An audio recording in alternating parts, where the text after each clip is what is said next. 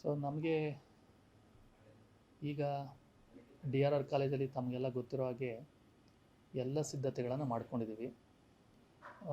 ನಾಳೆ ಮತ ಎಣಿಕೆ ಸಿಬ್ಬಂದಿಗೆ ಈಗ ಅಂತಿಮ ಹಂತದ ಟ್ರೈನಿಂಗು ನಡೀತಾ ಇದೆ, ತರಬೇತಿ ನಡೀತಾ ಇದೆ.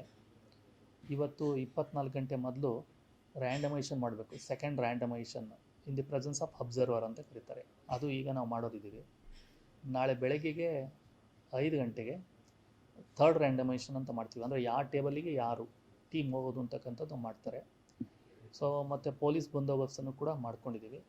ಮೊದಲನೇ ಬಾರಿಗೆ ಈ ಸಾರಿ ಎಲೆಕ್ಷನ್ ಕಮಿಷನು ಒಂದು ಮೊಬೈಲ್ ಆ್ಯಪಲ್ಲೇ ಪಾಸ್ಗಳನ್ನು ಕ್ಯಾಂಡಿಡೇಟ್ಗಳಿಗೆ, ಕ್ಯಾಂಡಿಡೇಟ್ ಏಜೆಂಟ್ಸ್ಗಳಿಗೆ ಮತ್ತು ಚುನಾವಣಾ ಸಿಬ್ಬಂದಿಗೆ ಡಿಜಿಟಲ್ ID ಕಾರ್ಡನ್ನು ಮಾಡ್ತಕ್ಕಂಥ ವ್ಯವಸ್ಥೆ ಮಾಡಿದೆ. ಮತ್ತು CCTVಗಳನ್ನು ಪ್ರತಿ ಟೇಬಲ್ಗೂ CCTV ಹಾಕಿದ್ದೀವಿ. ಪ್ರತಿಯೊಬ್ಬರ ಪ್ರವೇಶ ಮತ್ತು ನಿರ್ಗಮನ ನಾವು ನೋಡೋದಕ್ಕೂ ಕೂಡ ನಾವು CCTVಗಳನ್ನು ಹಾಕ್ಕೊಂಡಿದ್ದೀವಿ. CCTV ಅಂತಂದರೆ ಇದು ಕಾನ್ಸ್ಟೆಂಟ್ ಅಲ್ಲ, ಇದು ಲೈವ್ ಇರುತ್ತೆ. ಯಾರು ಎಲ್ಲಿ ಬೇಕಾದ್ರೆ ಎಲೆಕ್ಷನ್ ಕಮಿಷನು ಕೂಡ ನೋಡ್ತಾ ಇರುತ್ತೆ. ಮತ್ತು ವಿತ್ ರೆಕಾರ್ಡಿಂಗ್ ಇರುತ್ತೆ, ರೆಕಾರ್ಡಿಂಗ್ ಇದೆ. ಅದಲ್ಲದೆ ನಾವು ಪೊಲೀಸ್ ಸಿಬ್ಬಂದಿಯನ್ನು 3 ಹಂತದಲ್ಲಿ ಪೊಲೀಸ್ ಸಿಬ್ಬಂದಿ ಇದ್ದಾರೆ. ಫಸ್ಟ್ ಲೇಯರಲ್ಲಿ CRPF ಇರ್ತಾರೆ. ನಮ್ಮ ಎಂಟೈರು ಪೋಲಿಂಗ್ ಬೂತನ್ನು, ಪೋಲಿಂಗನ್ನು, EVಯನ್ನು ಅವರೇ ಕಾಯ್ತಾ ಇರ್ತಾರೆ. ಈವನ್ ನಮ್ಮ ಪೊಲೀಸ್ಗೂ ಕೂಡ ಅಲ್ಲಿಗೆ ಪ್ರವೇಶ ಇಲ್ಲ. ಸೆಕೆಂಡ್ ಲೈನಲ್ಲಿ ನಮ್ಮ ಅಧಿಕಾರಿಗಳಿರ್ತಾರೆ ಮತ್ತು ಪೊಲೀಸ್ ಇರ್ತಾರೆ. ಥರ್ಡ್ ಲೈನ್ಗೆ ಮತ್ತೆ ಪೊಲೀಸ್ ಸಿಬ್ಬಂದಿಗಳು ಇರ್ತಾರೆ. ಮತ್ತು ಸಂಚಾರವನ್ನು ಅಲ್ಲಿ ನಿರ್ಬಂಧ ಮಾಡಿದ್ದೇವೆ. ನಿಮಗೆ ಗೊತ್ತಿರೋ ಹಾಗೆ ಆ ರೋಡನ್ನು ಪೂರ್ತಿ ನಿರ್ಬಂಧ ಮಾಡಿದ್ದೇವೆ. ಫೈರ್ ಸ್ಟೇಷನ್ ಏನಿದೆ ಅಲ್ಲಿ ಎಲ್ಲ ವೆಹಿಕಲ್ಸ್ಗಳು ತಮ್ಮ ವೆಹಿಕಲ್ಗಳನ್ನು ಸೇರಿ ಅಲ್ಲಿ ವೆಹಿಕಲ್ಸ್ಗೆ ನಾವು ಪ್ರಾವಿಷನ್ ಕೊಟ್ಟಿದ್ದೇವೆ. ಯಾರಿಗೂ ಕೂಡ ಮೊಬೈಲನ್ನು ಒಳಗಡೆ ತೆಗೆದುಕೊಂಬರೋದಕ್ಕೆ ಅವಕಾಶ ಇಲ್ಲ. ಕೇವಲ ನಿಮಗೆ ಮೀಡಿಯಾದವ್ರಿಗೆ ಮಾತ್ರ ಗ್ರೌಂಡ್ ಒಳಗಡೆ ತರೋದಕ್ಕೆ ಅವಕಾಶ ಇದೆ.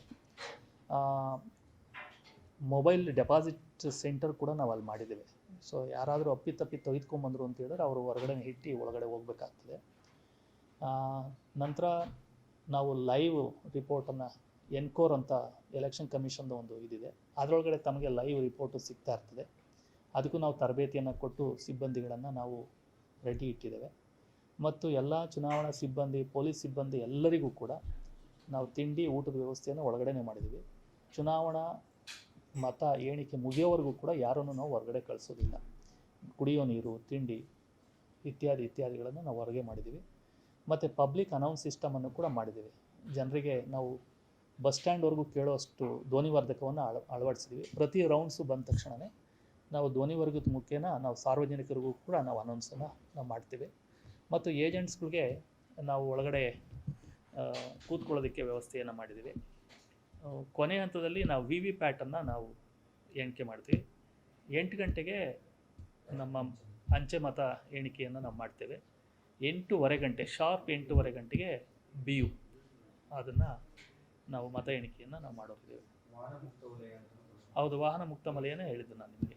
ಅಲ್ಲಿ ಯಾರು ನಮ್ಮ 4 ವೆಹಿಕಲ್ಸನ್ನು ಬಿಟ್ಟರೆ, ನನ್ನ ವೆಹಿಕಲ್ಸು, DC ಅವ್ರದ್ದು, ರಿಟರ್ನಿಂಗ್ ಆಫೀಸರು, ಅಬ್ಸರ್ವರ್ದು ಮತ್ತು ADC ಅವ್ರದ್ದು, ಮತ್ತು ನಮ್ಮ ಬೆಸ್ಕಾಮ್ದು ಒಂದು ಗಾಡಿ ನಾವು ನಿಲ್ಲಿಸ್ಕೊತೀವಿ. ಮತ್ತು ಆ್ಯಂಬುಲೆನ್ಸನ್ನು ಒಂದು ಒಳಗಡೆ ಬಿಟ್ಕೊಳ್ತೀವಿ. ಮತ್ತು ಫೈರ್ ಇಂಜಿನ್ದು ಇಟ್ಕೊಳ್ತೀವಿ. SP ಅವರು ಬರ್ತಾರೆ. SP ಅವ್ರದ್ದು ಒಂದು ಗಾಡಿ, ಒಂದು 7-8 ಗಾಡಿಯನ್ನು ಬಿಟ್ಟರೆ ಯಾರ ಗಾಡಿಯನ್ನು, ಕಾರನ್ನು ಅಲ್ಲಿ ಒಳಗಡೆ ಬಿಟ್ಟಿಲ್ಲ. ಯಾಕೆಂದರೆ ಭದ್ರತೆ ದೃಷ್ಟಿಯಿಂದ ನಮಗೆ ಅತಿ ಮುಖ್ಯವಾಗಿರುತ್ತೆ.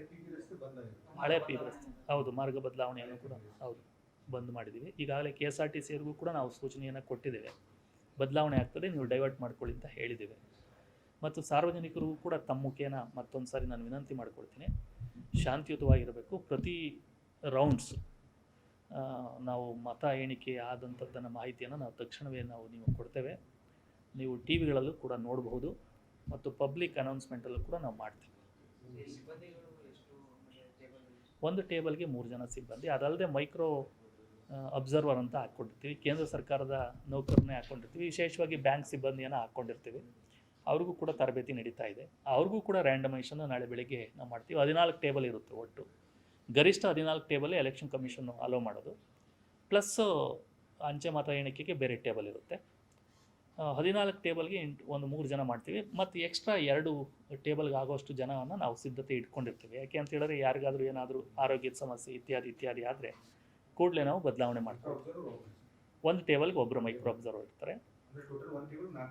ಹೌದು, 4 ಜನ.